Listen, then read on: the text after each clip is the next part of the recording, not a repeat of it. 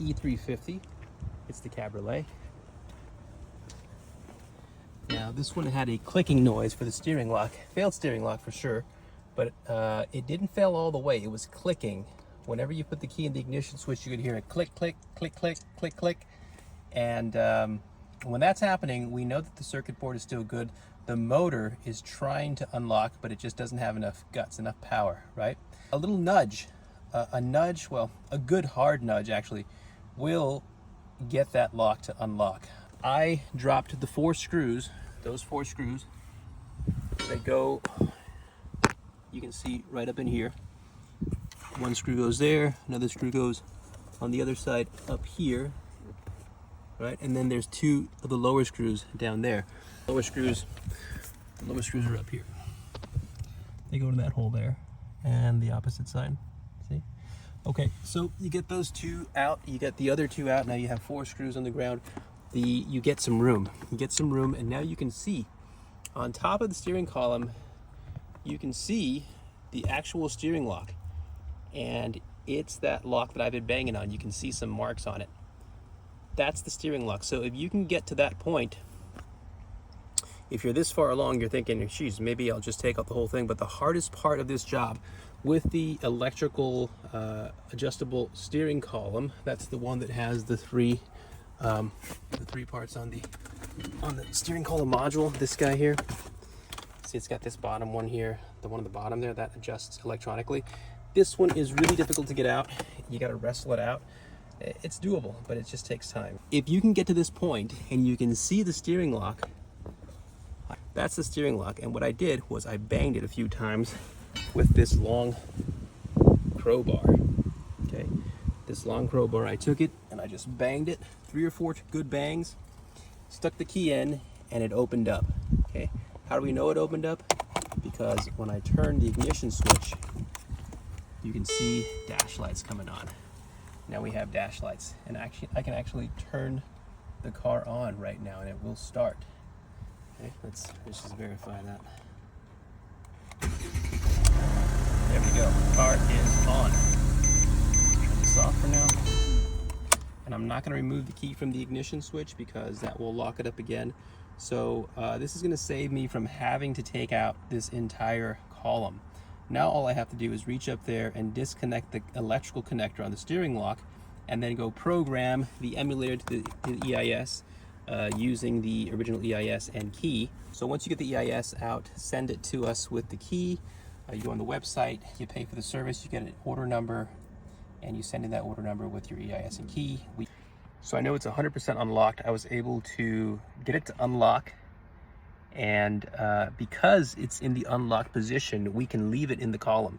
If it was not in the unlocked position, if it was like halfway locked or in the locked position, we have to get it out because how are you going to drive the car with a locked steering wheel, right?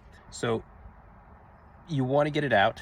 And in my case, since I was able to get it to unlock, hitting it with the crowbar, I'm not going to have to remove it from the column. It's going to be able to stay in there. We can just program the emulator, plug it in, and we're going to be good to go. Now, where are we going to plug it in? We're going to remove the electrical connector from the steering lock. So right now, we're just going to reach up there with our hand. See if I can get that on camera. So I'm going to put my hand up this way. There's the pedal. Don't have to remove it now because the lock is not coming out. Steering column's not coming out. So I'm going to put my hand up through this little space right here. Up through here. And let's see if I can turn the camera around. Okay, so that's the camera turned around. We're gonna go up through this space right here. Up through here. And looking for the lock up here. It's really dark and really tight, so I don't think we're gonna be able to see it. But you put your hand up there, you feel around for the cable, and you disconnect it, okay? Okay, so I'm gonna put my hand up there. My hand is behind the brake pedal here, going up through this area. Careful with this plastic edge here, it's a little sharp. You'll get your hands all scratched up. But just move that to the side, it's plastic. and find the connector. I just found it. My finger's on it. And I'm going to depress the pin and pull it out. It's out. So now it's just hanging up there. I'm going to bring it down. Okay, so I'm going to bring it out. Let's bring it all the way out. And that's all we need. This connector was in the factory lock. We're going to leave the factory lock in the steering column. And I'm going to go program the emulator. Plug the emulator in here. Zip tie this to this fat cable up here. And we're done. I'm going to put things back together. And the car's going to start up. And it's not going to fail again. All right, so here's the emulator. I just got back from the office. I programmed this emulator with the data inside of this key and ignition switch, EIS and key fob, right? So this is what I need in order to program this ESL emulator for you. So I'm going to plug this in now. Okay, there it is. It's plugged in. Okay, and now I'm just going to zip tie it up out of the way. I use this harness up here.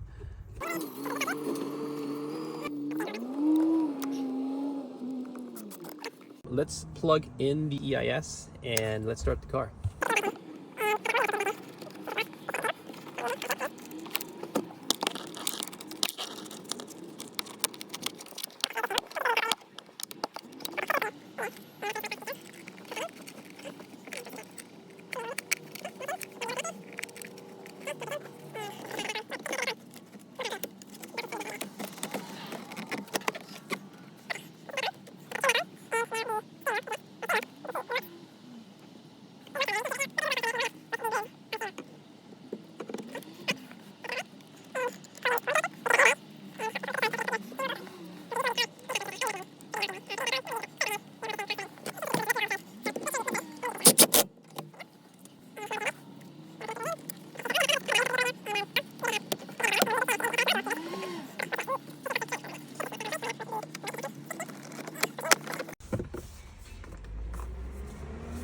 We're back together, and let's restart it. So the point of this video is that whenever you stick your key in the ignition switch and you hear this click, click, click, click, that's the steering lock trying to open up. So if you bang on it enough, it will open up for you the next time you put your key in the ignition switch. That happened just now with this vehicle, so I don't have to pull this monster out, and I'm going to save myself 2-3 hours worth of labor. Which is nice because I can move on to the next job. All right, guys, thanks for watching. See you in the next one.